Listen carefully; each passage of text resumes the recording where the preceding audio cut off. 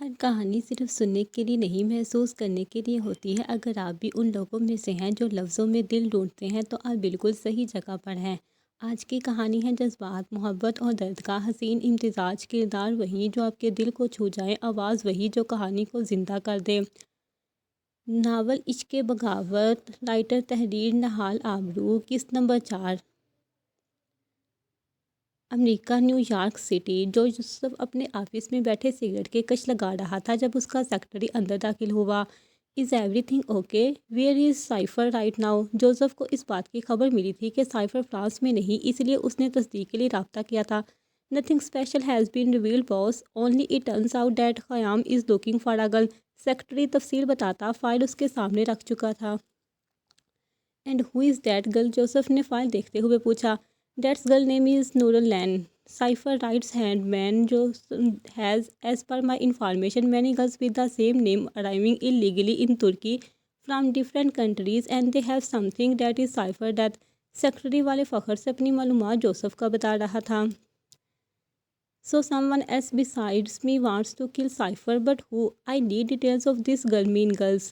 Joseph cigarette پھینک چکا تھا۔ یہ معاملہ جوزف کے لیے اتنا اہم نہیں تھا مگر جمان کے لیے اہم تھا، اس لیے متجسس تھا۔ دیر از ادر انفارمیشن۔ سیکرٹری جانے کی بجائے جوزف سے مزید بات کرنا چاہتا تھا۔ What do you want to say? Joseph ابھی بھی کوئی خاص دلچسپی نہیں ظاہر کر رہا تھا، وہ اپنے وائن کے گلاس کے ساتھ مصروف تھا۔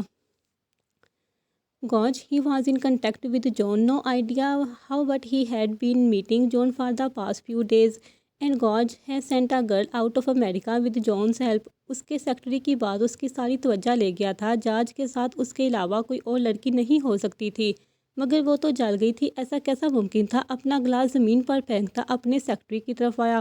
What are you trying to say? Joseph نے وائن کا گلاس پھینکا اور اپنے سیکرٹری کا گلا دبایا۔ Matilda is alive, she is the only one George can help. Secretary نے اپنی جان بچانے کے لیے فوراً جوزف کو مٹلڈا کے بارے میں بتایا۔ How confident are you about this? And what is the proof that she did not burn to death in his house at that time? اجازت مکمل تصدیق چاہتا تھا، وہ کسی غلط فہمی کی بنیاد پر کوئی رسک مول نہیں لینا چاہتا تھا۔ She is in Turkey, one of the girls John has illegally exported۔ Secretary file کی طرف اشارہ کرتا بتا رہا تھا اور اس کی اس بات پر جوزف نے اس کے گلے پر دباؤ بڑھایا تھا۔ وہ مسلسل کھانستے ہوئے سانس لینے کی کوشش کر رہا تھا مگر وہ جوزف سے اپنی گردن چھڑانے کی کوشش نہیں کر رہا تھا۔ Send your most trusted servant to Turkey, you have a week and I want full details on this. وہ اپنے سیکرٹری کو زمین پر دھکیلتا کھینچتا تھا۔ You bastard girl, if you have played a game with me, too bad for you. If you are truly live you will regret not being alive. You are trying to save yourself from me who I don't know. Know I see how you save yourself. What do you think I have ego but this time I will kill you. Secretary کے جانے کے بعد جو سب بکواس کرتا تمام حدیں پار کر رہا تھا۔ You will be my slut. I will not leave you like this, but I will not leave you worthy of any other man۔ بکواس کرتا شراب کی پوری بوتل منہ لگا چکا تھا، اس کی آنکھوں میں خون اتر چکا تھا اور کسی نے حارس کے بغیر بس اس وقت مٹلڈا اپنے سامنے دیکھنا چاہتا تھا۔ اگر سوچ سکا تھا اس نے کیا کرنا ہے آگے۔ نور آفس سے نکل کر بلڈنگ کے پارکنگ لاٹ سے گزر رہی تھی جب ماں جبین نہ جانا کہاں سے آئی اور اپنے ساتھ دھکیلتے ہوئے ایک کونے کی طرف لے گئی مگر نور نے ایک بار بھی اپنا ہاتھ چھڑوانا یا اسے روکنے کی کوشش نہیں کی، وہ بھی اس سے بات ہی کرنا چاہ رہی تھی۔ احسان فراموش، گھٹیا لڑکی، کیا سوچ کے تم نے یہ کیا ہے؟ کیا سوچ کر تم نے مجھ سے پنگا لیا ہے؟ جانتی نہیں ہو تم مجھے؟ تمہیں کیا لگتا ہے مجھے تنگ کر کے کیسے رہو گی؟ اس نے نور کو دھکا دیا جس کی وجہ سے وہ سامنے موجود دیوار سے ٹکرائی۔ دیوار سے ٹکرانے کی وجہ سے اس کے بازو پر ہلکی سی خراش آئی مگر وہ بازو مسلتی مسکراتی اس کے سامنے آ کھڑی ہوئی۔ پہلی بات کہ تم ہرگز بھی عقل مند نہیں ہو، دوسری بات یہ ہے کہ تم دھوکے باز ہو، تیسری بات یہ ہے کہ میں ترکی تمہارے ساتھ نہیں آئی تھی، یہ تو میرے باپ دادا کا ملک ہے، اور سب سے آخری بات یہ دوبارہ مجھے کسی نے غلط نام سے مت پکارنا۔ نور میں اپنی فراق سیدھی کرتے ہوئے پر اعتمادی سے جواب دیا۔ تمہیں کیا لگتا ہے تم ترکی میں رہ لو گی؟ یہاں تک جس گھر میں نے تمہاری رہائش کا بندوبست کیا تھا وہاں رہ پاؤں گی؟ اب ماں جبین اپنے گھٹیا پن پر اتر آئی تھی۔ تمہیں کیا لگتا ہے مجھے گھر سے نکلوا کے یا مجھے نوکری سے نکال کے تم اپنا بدلہ لو گی؟ نور اب آنکھوں میں آنکھیں گاڑے اس سے بات کر رہی تھی۔ میں نے تمہیں پہلے کہا تھا اگر تم نے مجھے ٹارچر کرنے کی کوشش کی یا مجھے دھمکایا تو میں پولیس میں تمہارے خلاف رپورٹ درج کروا دوں گی۔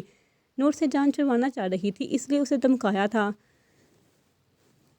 تو اس سے کیا ہوگا؟ پولیس میں جاؤ، جو درج کرواؤ، میرے لیے کیا ہے، چند لیسر کا جرمانہ ہوگا اور اس کے بعد میں آزاد۔ اب یہ سوچو کہ میرے آزاد ہونے کے بعد میں تمہارا کیا حال کروں گی؟ ماں جبین کمینگی سے مسکراتی اپنی ڈٹائی کا ثبوت دے رہی تھی۔ اب نور پریشان ہو گئی تھی اور اب اس کے پاس مزید کوئی ہمت نہیں تھی کہ اس کا مقابلہ کرے۔ اسے نظر انداز کرتی آگے قدم بڑھا گئی تھی۔ اب کہاں جا رہی ہو؟ جا کے دیکھ لو جہاں رہتی ہو، اس سے پہلے میرے آدمی وہاں پہنچ چکے ہیں، تمہارا سامان گلی میں پڑا ہوگا۔ ماں جبین نے اسے پیچھے سے للکار کر کہا۔ لعنت تم پر گھٹیا عورت! نور سے لعنت سے نوازتی وہاں سے چلی گئی، جبکہ ماں جبین نے اسے جاتا دیکھ کر وہاں کھڑی کمینگی سے مسکرائی تھی۔ میں تمہارا جینا حرام کر دوں گی میری جان۔ وہ نور کو ذلیل کرنے کا پورا ارادہ کرتی اپنی گاڑی کی طرف بڑھ گئی۔ صبح خیر محترمہ، آنے میں تھوڑی دیر ہو گئی، آئندہ خیال رکھوں گی۔ منہا فلاور شاپ میں داخل ہوتے سارا سے مخاطب ہوئی۔ صبح بخیر، مگر تم یہاں کیا کر رہی ہو؟ سارا اسے یہاں دیکھ کر خوش ہونے کے ساتھ ساتھ حیران بھی ہوئی تھی، اس لیے ہاتھ میں پکڑے پھول کاؤنٹر پر رکھتے اس کی طرف آئی۔ عزیز خاتون نے مجھے ہیلپر کے طور پر جاب دی ہے، منہا نے کھلکھلاتے ہوئے جواب دیا۔ سراغت خوش تھے، اس نے منہا کو پچھلے 4 دنوں میں پہلی دفعہ اس طرح ہم مسکراتے دیکھا تھا۔ یہ تو بہت اچھا ہو گیا، تو ہم یہ فلاور شاپ سنبھالنے والے ہیں، سارا خوشی سے گلے لگتے ہوئے کھلکھلائی۔ ہاں مگر یہ فلاور شاپ تو میری سوچ سے زیادہ بڑی ہے، منہا نے فلاور شاپ کو بغور دیکھتے ہوئے کہا۔ صرف پھول نہیں بیچتی میں، ہم پھولوں کی سجاوٹ کے آرڈرز بھی لیتے ہیں، سارا اسے بتاتے ہوئے ڈیٹیل کاپی اور ڈیزائنر بھی لے آئی۔ تو مجھے کام سمجھا دو، میں نے باٹنی پڑھی ہے، پھولوں کا خیال اچھے سے رکھ سکتی ہوں۔ منہا نے پاس پڑے ڈیزائنز کے گلدستے کو ہاتھ میں لیتے مسکرا کر اسے بتایا۔ تم ایسا کرو تو دکان سے اچھے سے دیکھ لو، تب تک میں یہ کام ختم کر لیتی ہوں۔ سارا ڈیزی کے پھولوں کا ہاتھوں میں لیتے اس سے بولی۔ منہا حامد سر ہلاتی پیچھے پھولوں کی طرف قدم بڑھا گئی۔ عزیز خاتون کہاں ہیں آپ؟ اذہان دکان میں داخل ہوتا۔ عزیز ساتھ ان کو پکارتے ہیں، میں کاؤنٹر آیا۔ سارا اسے دیکھ کر مسکرا کر ڈیزیز کا گلدستہ اس کے سامنے رکھا۔ امی یہاں نہیں ہے اذہان صاحب، مگر آپ کے پھول تیار ہیں۔ سارا میں بل اسے پکڑا اور کہا شکریہ سارا بہن۔ وہ پیسے دیتا پھر لے کر باہر کی جانب بڑھ گیا۔ سارا یہ لونڈر کے پھول تازے نہیں لگ رہے؟ وہ لیویا کا انڈا گلدستہ ہاتھ میں لیے کاؤنٹر تک آئی، مگر اس کی آواز سن کر اذہان کے زمین پر قدم جم گئے۔ ایسا کیوں تھا یہ نہیں پتا، مگر وہ ہزاروں میں اس کی آواز پہچان سکتا تھا۔ اپنے وہم کی تصدیق کرنے کے لیے وہ فوراً واپس مڑا۔ اس کا وہم نہیں تھا، سچ میں ہوئی تھی، کر رہی تھی اس کے سامنے، مگر بالکل مختلف پر نور پر رنگ ہلکے گلابی رنگ کے پھولدار سویٹر اور نیلی جینس میں۔ پونی میں قید ہونے کے باوجود اس کی کچھ لیٹیں ہوا میں جھول گئی تھی۔ نہ تو اس کی آنکھیں سرخ تھی، نہ اس کے ہونٹ کپکپا رہے تھے، بلکہ اس کے ہونٹوں پر ایک ہلکی سی مسکراہٹ تھی۔ اگر اذہان کی جگہ کوئی اور ہوتا تو وہ اسے ہرگز نہ پہچان پاتا۔ وہ اس لڑکی سے بالکل مختلف تھی جو اسے جنگل میں ملی یا کل رات کسی حال میں کے گردن پر چھری رکھتے ہوئے دیکھی تھی۔ وہ اس وقت اپنے ہاتھ میں پکڑے لونڈرز کی خوشبو اپنے اندر اتارتی مسکراتے ہوئے کاؤنٹر کے پاس آ کر رکی۔ وہ اذہان کی موجودگی محسوس نہیں کر پائی۔ ہم دوبارہ مل رہے ہیں، اذہان اس کے علاوہ اور کچھ نہیں بول پایا، مگر اس کی توجہ حاصل کرنے کے لیے یہ کافی تھا۔ وہ اذہان کو اس طرح اپنے سامنے دیکھ کر ساکت ہو گئی۔ اب یہاں وہ اپنے ماؤ دماغ سے صرف اتنا ہی کہہ پائی، اب ایک دوسرے کو جانتے ہیں؟ سارا ان دونوں کو کسی دوسری زبان میں بات کرتا دیکھ کر پوچھے بغیر نہ رہ سکی۔ منہا کو اچانک اس کی موجودگی کا احساس ہوا تو آنکھیں جو تھوڑی دیر پہلے پرجوش تھی اچانک پریشان ہو گئی، اور اس کی آنکھوں کے رنگ اور اس کی مسکراہٹ کو غائب ہوتا دیکھ کر اذہان چپ سادھ گیا۔ منہا کی مسکراہٹ کا غائب ہونا اسے اندر تک یہ جان کر گیا تھا، یہ جاب کے سلسلے میں میرے پاس آئی تھی۔ اپنی غلطی پہ ازالہ کرتے ہوئے وہ سارا کو اپنے الفاظ مطمئن کر گیا۔ سارا مسکراتے ہوئے حامد سر ہلاتی پیچھے موجود پھولوں کی طرف چلی گئی۔ آپ کا شکریہ۔ اذہان جو کہ اس کی طرف کسی اسیر کی طرح دیکھ رہا تھا، اس کی آواز پر ایک اچانک ٹھٹکا، مگر جواب ہے وہ کچھ بول نہیں سکا۔ یہ ایسا کہا جا سکتا ہے کچھ بول ہی نہیں پا رہا تھا، بس سننا چاہ رہا تھا۔ یہ میری طرف سے شکریہ کا پھول ہے، آپ نے میری جنگل میں مدد کی، مگر میں نے آپ کو کل رات زخمی میں کر دیا۔ وہ سفید لیلا کا پھول اس کی طرف بڑھاتی شرمندگی سے آنکھیں جھکا گئی تھی۔ ایسا کچھ نہیں، اور زخم ایک ڈیفنس سیکشن تھا۔ وہ احتیاط سے پھول پکڑتا جواب دے رہا تھا۔ اس کی احتیاط پر منہا نے نظریں اٹھا کر اسے دیکھا تھا۔ اس نے پوری کوشش کی تھی کہ اس کا ہاتھ منہا کو نہ چھوئے، اور اپنی طرف سے آنے والی پریشانی کے لیے معذرت۔ اب وہ ایک سورج مکھی کا پھول اس کی طرف بڑھائے کھڑی تھی، اور اذہان کا ایسا لگ رہا تھا کہ اس کی جان لینا چاہ رہی ہو۔ تم پر میرا ہر حق معاف۔ اذہان کو خود کی سمجھ نہیں آیا وہ کیا کہہ گیا، مگر منہا کو حیران ضرور کر گیا۔ حق تو رب اپنے بندوں کے معاف نہیں کرتا، آپ بندہ ہو کر یہاں مجھ پر کیسے معاف کر سکتے ہیں؟ منہا کا جواب اسے چپ کروا گیا۔ آئندہ رات گئے گھر سے باہر نظر مت آنا، بلا وجہ کسی مصیبت میں مت پڑنا، اور اگر لگے تو مشکل آپ کی برداشت زیادہ تو یہ رکھ لیں، شاید میں آپ کی مدد کر سکوں۔ وہ اپنا کارڈ اس کے سامنے بڑھاتا بہت خلوص سے اسے نصیحت کر رہا تھا۔ منہا خاموشی سے اس کا کارڈ پکڑ لیا۔ اب میری مدد کیوں کر رہے ہیں؟ اس سے سوال کرتے میں نے کہا کہ آواز میں جھجک تھی۔ اسی کا جواب لینے جا رہا تھا۔ پھر مل گئے تو بتاؤں گا، وہ ڈیزی کے پھولوں سے دکھاتا بتا رہا تھا جو بھی تھوڑی دیر پہلے اس نے خریدے تھے، جبکہ منہا کنفیوز نظروں سے دیکھ رہی تھی۔ اگر جواب مل گیا تو اگلی ملاقات میں بتاؤں گا۔ ملاقات کا ذکر کرنا مسکرایا۔ اگلی ملاقات؟ اس کا انداز منہا کے لیے کچھ معجب تھا۔ اور نہیں تو کیا، 3 ملاقاتیں اتفاق نہیں ہوتی، اس لیے پھر ملیں گے، اذہان کہتا اس کا جواب سنے بغیر دکان سے باہر نکل گیا۔ اتفاق نہیں مگر قسمت تو ہے، اور یہ بہت خطرناک ہوتی ہے۔ وہ بڑبڑاتی سارا کی جانب چل دی۔ نور ماں جبین سے جان چھڑانے کے بعد اب ساحل پر موجود تھی۔ لوز شرٹ اور ٹراؤزر کے اوپر کریم اوور کوٹ پہنے وہ ارد گرد موجود سب کی توجہ کا مرکز تھی، مگر آج پہلی بار اس کی توجہ کا مرکز کوئی اور تھا۔ پہلی بار اس کا اختیار اپنی سوچ پر نہیں تھا، اور نہ ہی اسے اپنی موجودہ پریشانی یاد تھی۔ آفس سے اب تک صرف ایک جملہ اس کے ذہن میں باز گشت کر رہا تھا، اپنے باس کو دھوکہ دینے کے بعد کافی مطمئن لگ رہی ہیں آپ۔ اسے یاد رہ جانے والے لفظ نہیں تھے، بلکہ آواز تھی، یا وہ لہجہ، یا پھر غصے میں سرخ ہوتی اس کی بری آنکھیں۔ وہ اب بھی اس کے انداز کے زیر اثر تھی۔ کیا کوئی اپنی طرف اس طرح بھی متوجہ کر سکتا ہے؟ کیا ہر کوئی اسے اسی طرح نظر انداز نہیں کر پاتا؟ وہ سوچتی ہوئی ایک بینچ پر آ بیٹھی۔ پہلی بار ایک عورت ہو کر ایک نامحرم مرد کے اثر میں تھی۔ کیا کوئی اتنا بے حد کر سکتا ہے کہ محرم نامحرم کا فرق بھول بیٹھی ہوں؟ اسے اپنے اندر ہی کہیں سے ایک آواز سنائی دی، میں کسی نئے امتحان کی متحمل نہیں ہو سکتی۔ وہ بڑبڑاتی ہوئی سمندر کو دیکھنے لگی۔ اس سمندر پسند تھا، بچپن سے ہی، مگر کبھی بھی اس کے پانی میں نہیں جا سکی۔ اسے ڈر لگتا تھا، اسے ڈوبنے سے ڈر لگتا تھا، اسے ننگے پاؤں چلنا اچھا نہیں لگتا تھا، اسے اچھا نہیں لگتا تھا کہ بھیگی رہے تو اس کے پاؤں گندے کر جائیں، اس لیے کبھی وہ لہروں کو اپنے پاؤں سے ٹکراتا کبھی محسوس نہیں کر پائی۔ میری جان، جس دن تم گلی ڈے سے ڈرنا چھوڑ دو گے نا، تو اس دن تمہیں اپنے پاؤں میں گرتی لہروں کی لذت کا اندازہ ہوگا۔ وہ اپنی دادی کی بات یاد کر کے مسکرائی۔ ابھی وہ مسکرا ہی رہے تھے کہ کسی کی دائیں جیب میں رکھا اس کا فون زور زور سے بجنے لگا۔ وہ کوفت کا شکار ہوتی فون اپنی جیب سے نکال کر نمبر پہچاننے لگی۔ پاکستان سے؟ کون ہو سکتا ہے؟ اس نے سوچتے ہوئے فون اٹینڈ کیا۔ نین بول رہی ہے، نور بیگی، اور کبکباتی آواز فون سے سن کر ایک لمحے کے لیے سکتے میں آ گئی۔ وہ ابھی نہیں تو یاد کر رہی تھی، 6 ماہ بعد وہ اپنی دادی کی آواز سن رہی تھی۔ واہ ذات جو مانتی تھی کہ نور بے گناہ ہے، آج وہ ان کی آواز سن کر کمزور پڑ گئی۔ بولو بھی، کیا یہ نین کا نمبر ہی ہے؟ وہ ابھی اپنے حواس میں واپس نہیں آئی تھی کہ فون سے دوبارہ آواز ابھری۔ جی جی نین ہوں میں۔ نور کی آواز بھیگ گئی۔ کیسی ہو؟ انہوں نے پوچھا رونے لگی۔ وہ دونوں سخت رو رہی تھی۔ دادی کو اپنی یہ بہت ہی سب سے زیادہ پیاری تھی، اتنی پیاری کہ وہ اس کے جانے سے بستر پر جا لگی۔ اور نور کے لیے ممات ہی۔ اس نے ماں کی محبت اپنی دادی میں دیکھی تھی، جو ممتا، جو معیار جیسا، جو گود اسے اس کی ماں سے ملنا تھا، بس اس کی دادی نے دیا تھا۔ اس کا بچپن دادی سے قرآن سیکھ کے گزرا تھا۔ جوانی کہا جا سکتا ہے کہ نور کے پرورش اس کی دادی نے کی تھی۔ اس دن بھی وہ واحد تھی جس نے نور کے حق میں گواہی دی تھی کہ میری نور ایسی نہیں ہے، اور یہی وجہ تھی کہ نور بلک بلک کر رو رہی تھی۔ جب اس کے بابا نے اسے ترکی جانے اور جاب کی اجازت دی تو اس کی ماں نے سب سے پہلے اس کی دادی سے اس کا رابطہ منقطع کیا۔ وہ جانتی تھی کہ نور دادی کے بغیر نہیں رہ سکتی۔ دادی جلدی کریں، ابھی موانی آ گئی نا تو بہت برا، نیلم کی آواز سے فون سے سنائی دی تو نور اپنے حواس پر واپس آئی۔ دادی کیسی ہیں؟ بتائیں نا کیسی ہیں؟ نور یہاں سے صاف کرتی اپنی دادی کو بلانے لگی۔ دادی بالکل ٹھیک ہے دادی کی جان، کیسی ہو تم؟ کیسی ہو؟ کہاں رہ رہی ہو؟ دادی کی آواز میں مسکراہٹ تھی۔ میں ٹھیک ہوں دادی، اور یہاں ایک بزرگ خاتون ہے، ان کے ساتھ رہتی ہوں۔ نور بھی مسکراتی ہوئی جواب دے رہی تھی۔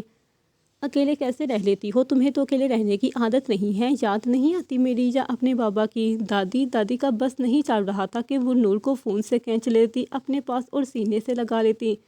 یہ تکلیف ان کے لیے بھی کم نہیں تھی کہ 6 ماہ بعد اس بچے کی آواز سن رہے ہیں جس کے بغیر وہ ایک لمحہ نہیں گزارتے تھے۔ اکیلا رہنا سکھا دیا ان سب نے مل کے دادی، اور رہی بابا اور آپ کی بات، تو آپ کے پاس تو مجھے واپس آنا ہے، لیکن ابھی نہیں کہتے ہیں نا، ابھی صبر کا وقت ہے۔ نور اس دفعہ سر جھکا گئی تھی۔ یاسر قرۃ العین سے شادی کر رہا ہے، دادی نے پریشانی سے اسے بتایا، مگر وہ محض مسکرا سکی۔ جانتی ہوں دادی کہ وہ قرۃ العین سے شادی کر رہا ہے، قرۃ العین کی ماں نے شادی کا کارڈ بھجوایا تھا مجھے۔ نور اپنے آپ کو بے بس محسوس کر رہی تھی۔ جو کچھ اس نے تیرے ساتھ کیا اس کے بعد مجھے نہیں پتا کہ فریحہ عینی کا رشتہ دینے کے لیے کیسے راضی ہو گئی ہے۔ دادی جیسے شکایت کر رہی تھی، پہلے انہوں نے منہل کا رشتہ بچانے کے لیے مجھے مجبور کیا کہ میں یاسر کی ہر بات مانوں، اور اب قرۃ العین کو سولی چڑھا رہی ہیں تاکہ منہل کا گھر بچ جائے۔ دادی میں آج تک نہیں سمجھ پائی کہ سگی ماں ہو کے وہ اولاد میں اتنا فرق کیسے کر سکتی ہیں۔ میں چاہ کر بھی اینی کو نہیں بچا سکتی کیونکہ اسے کوئی حق نہیں سوال کا۔ اسے اپنا دل ڈوبتا محسوس ہوا، سامنے سورج کو ڈوبتا دیکھا، کیسا لگا کہ سمندر کے پانی میں سورج نہیں وہ اتر رہی ہے۔ ایک وقت آئے گا جب سب کچھ جان جائے گا، تو فکر نہ کر، تو میرے پاس آ جاؤ گی، دادی اسے دلاسا دیتی مسکراتی ہوئی بولی۔ کیا دادی، جنتے تو سب کچھ ہیں، آپ کو پتہ ہے ابھی آپ کو یاد کر رہی تھی، سمندر کے سامنے بیٹھے ہیں، سورج ڈوب سمندر میں، مگر آج پھر آگے نہیں بڑھ سکے، پھر وہی قحط کے پاؤں میں ریت چبھے گی۔ وہ دادی کو بتاتی ہوئی مسکرائی تھی، آج تیرے لہجے میں کچھ اور ہے، لہجے میں نا امیدی کی بجائے لاپرواہی ہے، ایسا لگ رہا ہے سوار آئی ہے۔ نین بتا۔ نور اپنی دادی کی بات سن کر اچانک سکتے میں آ گئی، سچی تو کہہ رہی تھی اس کی دادی، اسے اچھے سے پہچانتی تھی، اس کی آواز سے اس کے دل کا حال بتا دیتی تھی، اور ایسا ہی تو کر رہی تھی۔ میں کیا والوں کی دادی، اسے خود سمجھ نہیں آئی تھی وہ کیا کہے، وہ جو دل میں ہے یا وہ جو اسے دل میں ڈر رہا ہے۔ جتنا میں تجھے جانتی ہوں نین، تو صرف ایک چیز ہارنے کے بعد ہی لاپرواہ ہوگی، تو صرف تب لاپرواہ ہوگی جب دل ہار آئے گی۔ دادی کو جس بات کا ڈر تھا انہوں نے وہ پوچھ لیا تھا۔ دادی دل نہیں ہارا ابھی، وہ کہتے کہتے رک گئی۔ اچانک وہ شخص جس کا وہ نام بھی نہیں جانتی تھی ایک بار پھر اس کی توجہ کا مرکز بن گیا تھا۔ تو چپ کیوں کر گئی؟ دادی کی آواز اسے ہوش میں لائی، وہ ایک گہرا سانس لیتی رہ گئی۔ کون ہے وہ؟ دادی کے اگلے سوال پر لگا رو پڑے گی۔ ایسا نہیں ہے دادی، اس بار وہ روحانسی ہو گئی، نماز پڑھتی ہو؟ دادی اچانک سوال بدل گئی تو اس کے سوال کی سمجھنے میں اس لیے سوچ میں پڑ گئی۔ جواب تو دو لڑکی، اس بار آنے والی آواز نیلم کی تھی۔ کوشش کرتی ہوں دادی، وضو کر کے نیت باندھتی ہوں، مگر پوری نہیں پڑھ پاتی۔ وہ خاموش بنا رہ سکی اور صحیح طریقے سے جواب بھی نہ دے سکی۔ ڈر لگتا ہے کہ شکوہ نہ کر بیٹھے۔ دادی سمجھ گئی کہ وجہ کیا ہے۔ کیا دادی؟ ایک وہی تو ہے جو سارے شکوے سنتا ہے اور پھر درمان بھی مانتا ہے۔ نور سمجھ گئی تھی۔ میں جانتی ہوں میری بچی بہت کچھ سیکھ گئی ہے، جانتی ہوں کہ وہ صرف اپنے رب سے مانگتی ہے اپنا خیال رکھنا، اپنے دل کا بھی دھیان رکھنا، لوگوں پر یقین نہ کرنا مگر ان سے دور بھی نہ رہنا۔ دھوکہ کھانا کھانے کا مطلب یہ نہیں کہ کسی پر یقین نہ کرو، یقین کرو، پہلے کی طرح ہی کرو۔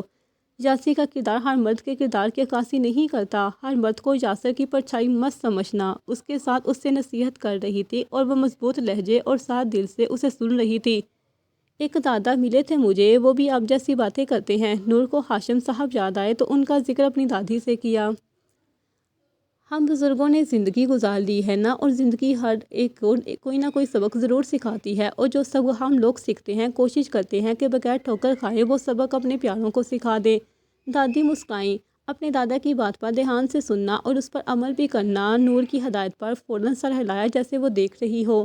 تیری ماں آنے والی ہے، فون بند کرنا ہوگا مجھے، نیلم کہہ رہی ہے۔ دادی مایوسی سے بولی، نیلم آپی، آپ کا احسان نہیں بھولوں گی پوری زندگی، وعدہ اس کا بدلہ چکاؤں گی، آپ اپنا خیال رکھیے گا دادی۔ جانتے ہیں نظر انداز کرتے ہوں گے، آپ کو میری وجہ سے باتیں سناتے ہوں گے، آپ کی تربیت پر انگلی اٹھاتے ہوں گے، مگر میں انہیں روک نہیں سکی دادی، میں آپ کو تکلیف بھی دی ہے۔ اسے لگا اگر وہ مزید بات کریں گے تو وہ رو دیں گے، اور یہ اس کی دادی کے لیے تکلیف دہ تھا۔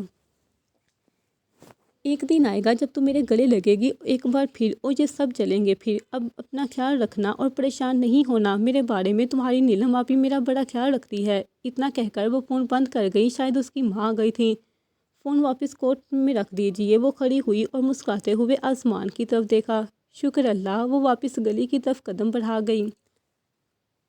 ہاشم صاحب کورٹ میں اپنے بزنس پارٹنر کے ساتھ بیٹھے شام کی چائے پی رہے تھے جب ان کا سیکرٹری ایک فائل لے کر ان کے پاس آیا۔ اس میں ایسا کیا ضروری ہے جو تم یہاں چلے آئے؟ ہاشم صاحب اسے گرتے ہوئے فائل ہاتھ میں پکڑتے ہوئے ذرا گمبھیر انداز میں بولے، مگر اگلے ہی لمحے فائل اور اس میں موجود کنٹیکٹ دے کر وہ پریشان ہو گئے۔ اپنے سامنے بیٹھے اپنے دوست نظریں چراتے ہوئے انہوں نے اپنے سیکرٹری کو دیکھا جو خود پریشان تھے۔ اب کیا کیا ہے اس نے؟ یلدرم صاحب اپنے دوست کے لہجے اور تاثرات جان گئے تھے کہ ان کے بیٹے نے پھر کچھ ایسا کیا ہے کہ وہ خاموش ہو گئے۔ وہ تم خود ہی دیکھ لو، کہ کہتا کہتا رک گئے اور فائل احمد کو دے دی۔ احمد صاحب نے حیرت سے فائل لی اور پڑھنا شروع کیا۔ اب وہ سمجھ گئے ان کا دوست اتنا پریشان کیوں دکھائی دے رہا تھا۔ اپنے باپ کا لیڈنگ برانڈ ہوتے ہوئے وہ کوئی نیا برانڈ کیسے لانچ کر سکتا ہے کہ حرکتوں سے پہلے ہی کچھ نہ تھے۔ اب اس طرح کی حرکت انہیں مزید بدظن کر گئی۔ میرا بیٹا میرا امتحان بن گیا ہے، وہ صرف اتنا ہی کہہ سکے۔ وہ ایسا کیوں کر رہا ہے؟ ذہین ہے، عقل مند ہی بھی ہے، پھر یہ بچپنا کیوں؟ احمد صاحب اور اس وقت بھی نہیں سمجھ پائے تھے۔ سمجھ تو اس کا باپ بھی نہیں پایا تھا، مگر یہ کوئی بات نہیں، وہ مجھ سے بدلہ لے رہا ہے، میری لاپرواہی، میری طرف سے نظر انداز کیے جانے والے کا۔ وہ کہتا ہے میں نے اس کا خیال نہیں رکھا، لائف سٹائل جی رہا ہے وہ میری وجہ سے، اس کی پرسنالٹی میری وجہ سے ہے، لوگ اسے کام میں آپ سمجھتے ہیں لیکن اسے کامیاب بنانے والا میں ہوں۔ ہاشم صاحب غصے میں بولے، مگر آج تک کوئی سمجھ نہیں پایا یہی بات آئی تھی جو آ رہی ہے، یعنی اذہان کو ان کے خلاف کرتی تھی۔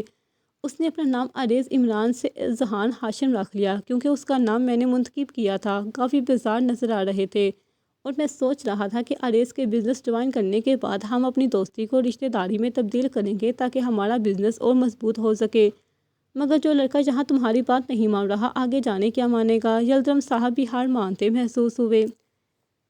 بہار اچھی بچی ہے اور مجھے اپنی بیٹیوں کی طرح عزیز ہے، لیکن اگر اس کا انتخاب اس کے لیے میں کرتا ہوں تو سمجھ لو اس نے کبھی نہیں مانے گا۔ بہار کو خود اس کے قریب ہونا پڑے گا اور ہو سکتا ہے کہ بہار اس کی زندگی میں آنے کے بعد اس کے مزاج میں کچھ ٹھہراؤ آ جائے۔ وہ اپنے سامنے پڑا قہوہ اٹھاتے بولے، ہو سکتا ہے لیکن اس کا ایک دوسرا پہلو بھی ہے، ایسا کرنا عریض کو مزید ضدی بنا سکتا ہے۔ احمد صاحب نے اس دوسرے پہلو پر روشنی ڈالی، میں صرف ہاتھ پر ہاتھ رکھ کر انتظار نہیں کر سکتا، اگر میں نے ایسا نہ کیا تو وہ لڑکا بہت جلد مجھے، میرے پرسنس کو، میری ریپوٹیشن کو اور میرے سٹیٹس کو داؤ پہ لگا دے گا۔ داؤ لگا چکا ہے مگر اب لگتا ہے تباہی اتارے گا۔ وہ ایک بڑھتے ہوئے بولے، ہمیں کچھ دن انتظار کرنا ہوگا، اب جو بزنس وہ لانچ کر چکا ہے اس کا پارٹنر کوئی عام آدمی نہیں ہے، سب جانتے ہیں جمان حاکم کو ہم نے پارٹنرشپ کا ارادہ کیا تھا مگر وہ راضی نہیں ہوا تھا۔ عریض یعنی اذہان میں کچھ تو ایسا ہے کہ جمان بغیر کسی اعتراض کے اس کے ساتھ کام بھی کر رہا ہے اور میٹنگ کے لیے جہاں تک آ گیا۔ احمد نے اذہان کو سراہا، اور میں اس وقت کا انتظار کر رہا ہوں۔ جانے کیوں ہاشم صاحب کو عثمان کو سراہے جانے پر اچانک غصہ آیا، انہوں نے اپنا موبائل اور گاڑی کی چابیاں اٹھائی اور باہر کی طرف چل دیے۔ میرا تم سے واحد واسطہ اذان ہے اور وہ بھی اپنی بیٹے کے لیے، سچ میں مجھے وقت کا انتظار ہے۔ صاحب اپنے بیٹے کے ہاتھوں مجبور آہ بھرتے رہ گئے۔ خیریت ہے؟ نوجوان اس وقت اور دادی کے پاس، وہ دعا کرنے کے بعد اپنی دادی کی قبر کے پاس بیٹھا خشک پتے اٹھا رہا تھا جب اسے اپنا پیچھے اپنے دادا کی آواز سنائی دی، میں تو جب چاہیں آ سکتا ہوں، آپ بتائیں آپ پھر واک پہ نکلے ہوئے ہیں؟ اذہان فوراً اٹھ کر اسے اپنے پاس بٹھاتا بولا، اپنی بیوی سے بات کرنا چاہ رہا تھا اور چلا آیا جہاں پر۔ وہ پیار سے اپنی بیوی کی قبر کو سہلاتے بولے، دادی سے آپ کا یہ پیار دے کر کبھی کبھی رشک آتا ہے اور کبھی جلن ہوتی ہے۔ وہ منہ بسور اپنی دادی کی قبر پر رکھتا بولا، خیر تو ہے اذہان؟ ہاشم پہلی بار تمہیں اپنے اور میری دادی کے پیار کے بارے میں بات کرتے سن رہا ہوں۔ اس کا کندھا تھپتھپاتے بولے، کچھ بھی نہیں، بس آپ دونوں کی محبت کو سراہ رہا ہوں۔ وہ کہتا ہے بلا وجہ مسکرا رہا تھا اور اس کا بلا وجہ مسکرانا ہاشم صاحب کو شک میں ڈال رہا تھا۔ بلا وجہ سوچ رہا ہوں میں، یہ عجیب تھوڑی ہے، تم اپنے مسائل بیان کرنے کی بجائے میرے اور اپنی دادی کی محبت کی بات کر رہے ہو یا اسے اپریشیٹ کر رہے ہو۔ اپنے دادا کی لگا کر کی جانے والی بات پر وہ کہکا لگا کر ہنسا، کمال ہے آپ جناب۔ اذہان مسکرایا، چلو جی تو بتا دو، یہ ڈیری دادی کے لیے لائے تھے، یہ گل لالہ اور سورج مکھی کس کے لیے لائے ہو؟ اس کے بائیں ہاتھ میں موجود دونوں پھول دیکھ کر وہ ایک بار پھر سے لگا گئے تھے۔ اب اذہان پر ایسا وقت بھی نہیں آیا کہ میں کسی کے لیے پھول خریدوں سوائے اپنی دادی کے، یہ تو کسی نے شکریہ ادا کیا ہے۔ گل لالہ شکریہ کے لیے اور سورج مکھی معافی کے لیے، ہاتھ میں لیتا اس کی پتیوں کو نرمی سے چھو رہا تھا اور اس کا اس طرح دونوں کے پایوں کو چھونا اس کے دادا کو بہت کچھ بتا گیا۔ چلے خدیجہ بیگم، آج کے لیے تھوڑی گنجائش دے دیجیے، آپ کے پوتے سے بات کرنی ہے۔ وہ اپنی بیوی سے معذرت کرے کھڑے ہو گئے اور ساتھ ہاتھوں میں پھول دوبارہ پکڑتا اذہان بھی کھڑا ہو گیا۔ تو سفید رنگ اس پر بہت اچھا لگتا ہے نا؟ کچھ اندازہ لگاتے ہاشم صاحب بولے، پتہ نہیں سفید رنگ میں یا گلابی میں، وہ روانگی میں کہہ گیا، مگر اپنی بات کا اندازہ ہوتے وہ اپنے منہ پر ہاتھ پھیرتا مسکرایا، تو آج اس نے گلابی پہن رکھا تھا۔ وہ دونوں دادا پوتا کھڑے ہوتے ہی باہر کی طرف چل دیے۔ پہلی بار جنگل میں ملی، مدد کی ضرورت تھی لیکن مدد مانگ نہیں رہی تھی، جنگل سے لے کر برج پر چھوڑا تھا۔ دوسری بار جب ملی تو کسی آدمی کے گلے پر چھری رکھ کے کھڑی تھی، کہنے لگی میرا ہار ہے اس کے پاس، وہ واپس چاہیے۔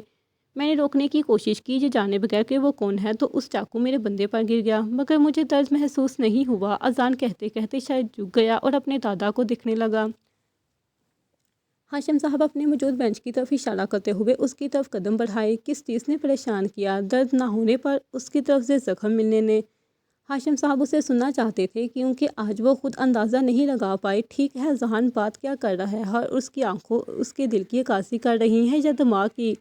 وہی تو پوچھنے آیا تھا، سوچا دادی سے بات کرتا ہوں، مگر دادی نے آپ کر دیا، جاؤ بھائی اپنا مینٹور سے بات کرو۔ وہ سنجیدگی سے مسکراتا ہوا بولا، تم چاہتے ہو کہ میں بتاؤں کہ کرنا کیا ہے؟ ہاشم صاحب اس کے بات کا مقصد نہیں سمجھ پائے۔ ہاں، اپنے پاؤں سے زمین پر لکیر کھینچتا ہوا بولا۔ ٹھیک ہے، کچھ خاص نہیں کرنا۔ تم جانتے ہو وہ کون ہے؟ اس کا نام کیا ہے؟ کرتا کیا ہے؟ خاندان کیا ہے؟ مذہب کیا ہے؟ ہاشم صاحب استعمال کر رہے تھے مگر وہ صرف اور صرف انکار میں سر ہلا رہا تھا۔ اب ملو تو اسے یہ سب پوچھ لینا، اس کے بارے میں ہر تفصیل جان لینا۔ مگر ہاشم صاحب بات کرتے کرتے رک گئے اور اس کے تاثرات دیکھنے لگے۔ مگر کیا؟ وہ بھی سب کچھ دھیان سے سن رہا تھا۔ اگر تم اس سے ملو اور یہ سب لو تو سمجھنا سب کچھ ٹھیک ہے، کوئی روک نہیں ہے، اور اگر اس سے ملے تو بھول جاؤ کہ پوچھنا کیا چاہتے تھے۔ یہاں یہ لگے جو پوچھنے جا رہے ہو اس کا کوئی فائدہ نہیں یا اس کی کوئی ضرورت نہیں۔ اس کا نام کیا ہے اور کس خاندان سے ہے، کیا کرتی ہے، کہاں رہتی ہے، یہ سب تمہیں بے معنی لگے تو سیدھا میرے پاس آنا اور کہنا دادا آ جائیں اور اس سے میرے نکاح کی بات کریں۔ ہاشم صاحب تو بول کر چپ ہو گئے مگر اذہان اپنا سکون کھو بیٹھا۔ پھر ایک وقت آئے گا جو تم اور تمہاری بیوی بیٹھے ہوں گے اور تمہارا پوتا آ کر کہے گا آپ دونوں کا پیار دیکھ کے ہی رشک آتا ہے مگر کبھی کبھی جیلس بھی ہوتا ہوں۔ ہاشم صاحب اس کا جملہ سا واپس موڑ کر کھلکھلا کر ہنس رہے تھے اور ان کی بات سن کر اذہان بھی ہنسنے لگا۔ جانتا تھا کہ اب اس نے کیا کرنا ہے، اس لیے مطمئن تھا۔ کیا بات ہے؟ خیام نے آفس میں داخل ہوتے اذہان سے پوچھا، جو دادا کو فوراً کر چھوڑنے کے بعد سیدھا یہاں آیا تھا اور انہیں بھی بلایا تھا۔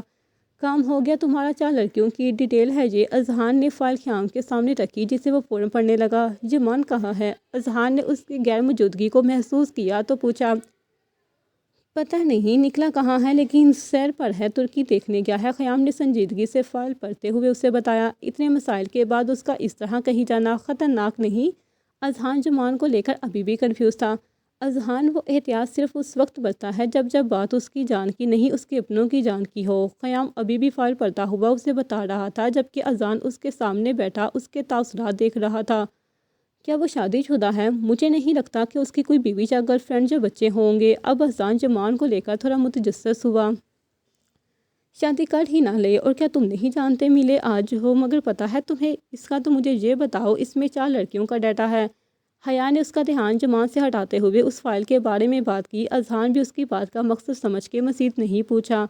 یہ 4 لڑکیاں ایکٹیو ہیں اس لیے ان کا پتہ چل گیا ہے۔ وکٹوریا لندن سے جہاں لائی گئی ہے اپنی مرضی سے آئی ہے اور ایک بار میں کام کر رہی ہے اور نام نورولین کا ہی استعمال کر رہی ہے۔ پولی اٹلی سے جہاں آئی ہے جہاں اس کے ریسٹرکٹڈ پلیس میں کام کر رہی ہے، مطلب یہ بھی اپنی مرضی سے آئی ہے۔ پوجا انڈیا سے جہاں آئی تھی شادی کی جان سے جہاں لایا گیا تھا مگر اس کا شوہر اسے کسی اور کو بیچ کر جہاں سے چلا گیا۔ سکینہ بنگلہ دیش سے اغوا کر کے لائی گئی تھی اور اس وقت ایک بار میں کام کر رہی تھی مگر جب اسے جسم فروشی کے لیے مجبور کیا گیا تو اس نے اپنے آپ کی جان لے لی۔ اذہان نے ایک سر داء بھرتے اسے ساری تفصیل بتائی۔ اس فائل میں لڑکیوں کے پتے، ان کا نام اور ان کا ڈیٹا موجود تھا۔ کیا ان میں سے کسی کے پاس ہو سکتا ہے جس کی ہم تلاش کر رہے ہیں؟ خیام نے کچھ سوچتے ہوئے ان کی تصویروں کو دیکھا اور پھر اذہان کو کچھ کہہ نہیں سکتا، لیکن اب اگر اتنی ضروری ہے تو ایسی کسی لڑکی کو تھوڑی دی جس کا ڈیٹا اتنی آسانی سے مل گیا، یا پھر وہ یہ اپنی کسی بھروسہ مند لڑکی کو دے گا، یا پھر کوئی ایسا جسے دھوکہ نہ دے۔ مجبوری کے تحت اذہان نے اس کی بات کو ایک نیا رنگ دیا۔ تم ٹھیک کہہ رہی ہو مگر ہمیں ان احتیاط ان سب کو بھی دیکھنا پڑے گا۔ اطلاع کے مطابق وہ ابھی بھی لڑکی کے پاس۔ خیام نے اپنی ای میل چیک کرتے ہوئے بتایا۔ جان تب تک سامنے نہیں آئے گا جب تک اسے یقین نہ ہو جائے کہ تم لوگوں کو یقین آ گیا ہے کہ تم مر گیا ہے۔ اذہان سب سمجھتا تھا، اس لیے جمان کو یہاں لایا ہوں اور وہاں مار کر جمان کی صورت میں وہاں کام کر رہا ہے۔ خیام اپنے بنائے ہوئے پلان پر تھوڑا مطمئن نظر آیا۔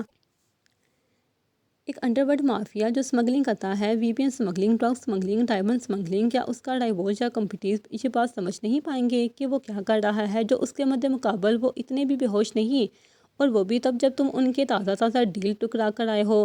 خیام اس کی باتوں پر حیران اذہان کے بارے میں ضرورت سے زیادہ جانتا تھا۔ تم مجھے یہ بتاؤ نا، تم سمگلنگ کرتے ہو نا مافیا صرف اپنے ایڈونچر کے لیے تم اتنے ایکٹیو ہو، پھر تمہیں کیسے پتہ چلا کہ ہم نے ان کی کوئی ڈیل ریجیکٹ کی ہے؟ یہ جمان کس چیز کی سمگلنگ کرتا ہے؟ قیام کو اس کے علم ہونے پر تھوڑا سا غصہ بھی آیا تھا اور تھوڑا مشکوک بھی ہوا تھا کہ کہیں اذہان اس کے یا جمان کے لیے کوئی مسئلہ نہ بنے۔